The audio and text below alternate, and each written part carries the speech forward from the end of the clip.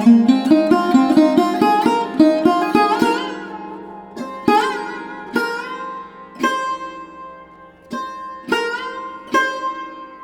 বন্ধুরা, আশা করি সবাই খুব ভালো আছেন। টুম্পাস কিচেন অ্যান্ড মিনি ব্লগসে আপনাদের সকলকে জানাই স্বাগত।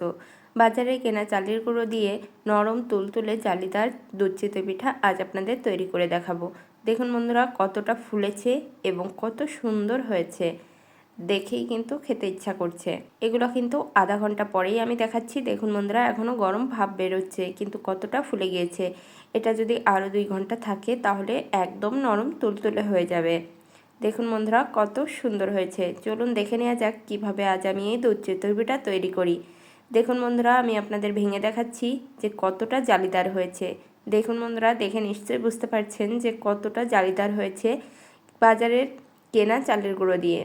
একদমই শুকনো চালের গুঁড়া দিয়ে আজ আমি এই রেসিপিটা তৈরি করেছি।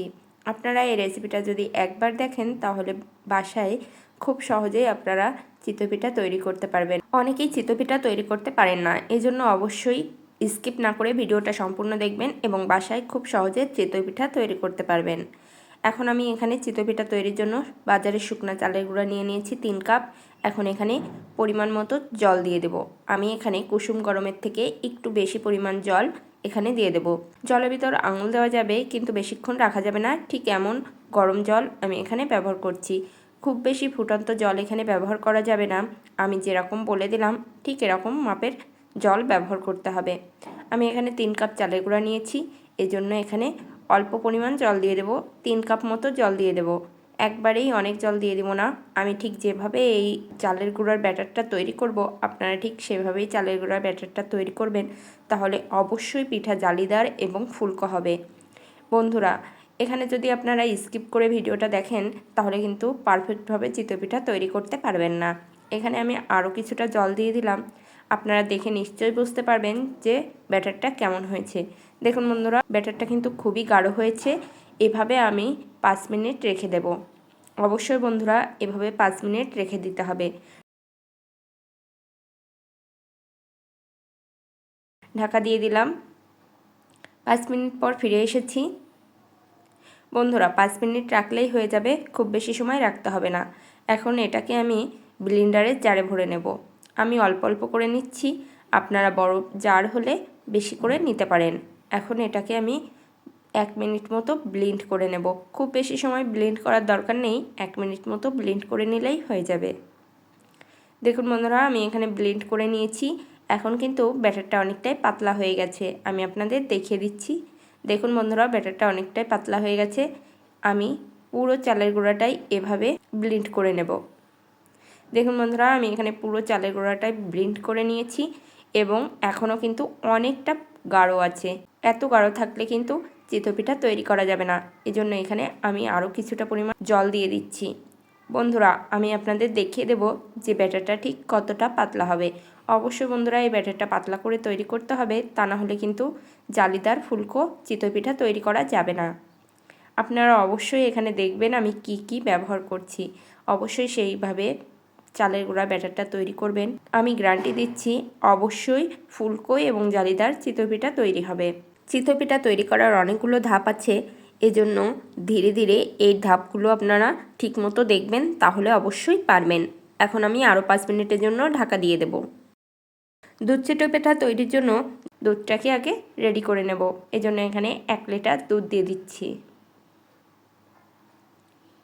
এখন এখানে দিয়ে দেব 2টা তেজপাতা এবং দিয়ে দেব 2টা এলাচ। আমি সুগন্ধের জন্য এখানে এলাচ এবং তেজপাতা ব্যবহার করছি। এখন দুধটাকে খুব ভালোভাবে জাল করে নেব। অনেকেই আমরা দুধটা তো রেডি করতে পারি, কিন্তু চিতই পিঠা তৈরি করতে পারি না।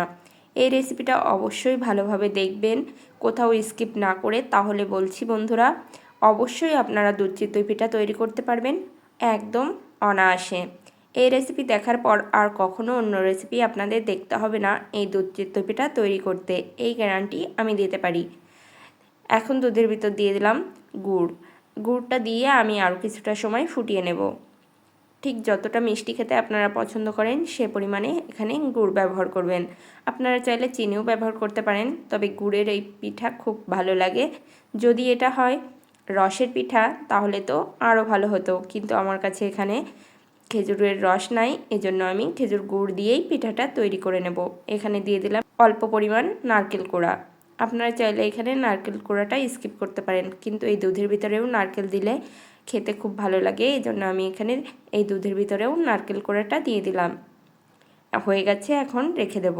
অবশ্য বন্ধুরা এটাকে ঢাকা দিয়ে রেখে দিতে হবে যেন দুধটা গরম থাকে। দেখুন বন্ধুরা, এখন এখানে দিয়ে দিচ্ছি 1 চামচ বেকিং পাউডার। অবশ্যই 1 চামচ বেকিং পাউডার এখানে দেব আমি, দিয়ে খুব ভালোভাবে ফেটে নেব যেন বেকিং পাউডারের গুঁড়াটা কোথাও দলা বেঁধে না থাকে। দিয়ে দিলাম স্বাদ মতো লবণ। এই পর্যায়ে লবণ দিতে হবে, তাহলে আপনারা পরিমাণটা বুঝতে পারবেন। স্বাদ মতো লবণ দিয়ে দিলাম, আর দিয়ে দিলাম কিছুটা নারকেল কোড়া। নারকেল কোড়া দিলে দুধ চিতই পিঠা খেতে খুব ভালো লাগে, এজন্য আমি কিছুটা নারকেল কোড়া দিয়ে দিয়েছি। দেখুন বন্ধুরা, ব্যাটারটা ঠিক এরকম পাতলা হবে, আপনারা দেখে নিশ্চয়ই বুঝতে পারছেন। দেখুন হাতার পিছন দিয়ে এভাবে হাতাটা কিন্তু হালকা দেখা যাচ্ছে। ঠিক এরকম পাতলা একটা ব্যাটার তৈরি করে নিতে হবে, এবং বেকিং পাউডারটা পিঠা তৈরি করার কিছুক্ষণ আগেই দিতে হবে, তা না হলে কিন্তু বেকিং পাউডারের কার্যকারিতা থাকবে না। একটা বাটিতে আমি জল এবং তেল মিক্স করে নেব। এই জল আর তেল মিক্স করে নিলে আমরা যখন তাওয়াতে লাগাবো, তারপর চিতই পিঠা তৈরি করতে গেলে পিঠাটা খুব সহজে উঠে আসবে। এখন আমি তাওয়াতে খুব ভালোভাবে লাগিয়ে দিচ্ছি, চারিপাশেও লাগিয়ে দিচ্ছি যেন ছিটে ছাটা পড়লে সেগুলোও উঠে আসে সুন্দরভাবে।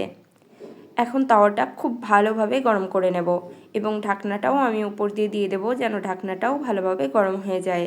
অবশ্যই বন্ধুরা তাওয়াটা কিন্তু খুব ভালো গরম হতে হবে, তা না হলেও দুধ চিতই পিঠা কিন্তু ফুলবে না।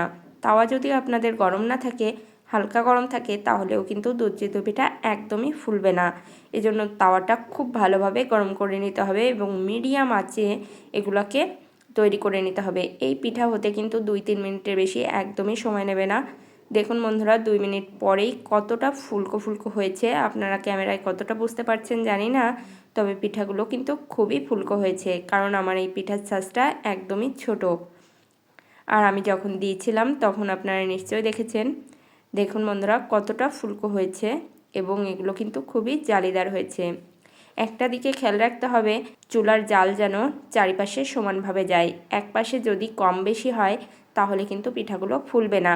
এজন্য আপনারা চেষ্টা করবেন চুলার জাল যেন চারিপাশে খুব ভালোভাবে যায়, তাহলে পিঠাগুলো খুবই ফুলকো এবং জালিদার হবে, ঠিক আমার যেমন হচ্ছে। এখন আবার আমি ব্যাটার দিয়ে দিচ্ছি। এগুলো তৈরি হতে কিন্তু 2-3 মিনিটের বেশি সময় লাগে না, এক এক ব্যাচ ভাজতে 2 মিনিট মতো সময় লাগে। ঢাকনাটা দিয়ে দিলাম। দেখুন বন্ধুরা, এই খোলাটাও কত সুন্দর উঠে যাচ্ছে। নিচেই তেল এবং জলের মিশ্রণ দেওয়ার কারণে পিঠাগুলো কিন্তু এত সহজে উঠে আসছে এবং খুবই সুন্দর হচ্ছে। এই পিঠা আপনারা যদি এভাবে তৈরি করেন তাহলে বানাতে ইচ্ছা করবে, কারণ এত সুন্দর ফুলবে এবং উঠে আসবে, বারবার বানাতে ইচ্ছা করবে। যখনই দেখবেন একটু লেগে লেগে যাচ্ছে, তখন আবার এই তেল জলের মিশ্রণটা দিয়ে দেবেন। প্রত্যেক ব্যাচে দেওয়ার কোনো দরকার নেই, যদি প্রয়োজন হয় তবে অবশ্যই দেবেন, তবে আমার এখানে প্রত্যেক ব্যাচে দেওয়ার কোনো দরকার হচ্ছে না। দেখুন বন্ধুরা, আমি কত সহজে এবং সুন্দরভাবে দুধ চিতই পিঠাগুলো তৈরি করে নিচ্ছি। দেখুন বন্ধুরা কত সুন্দর ফুলেছে।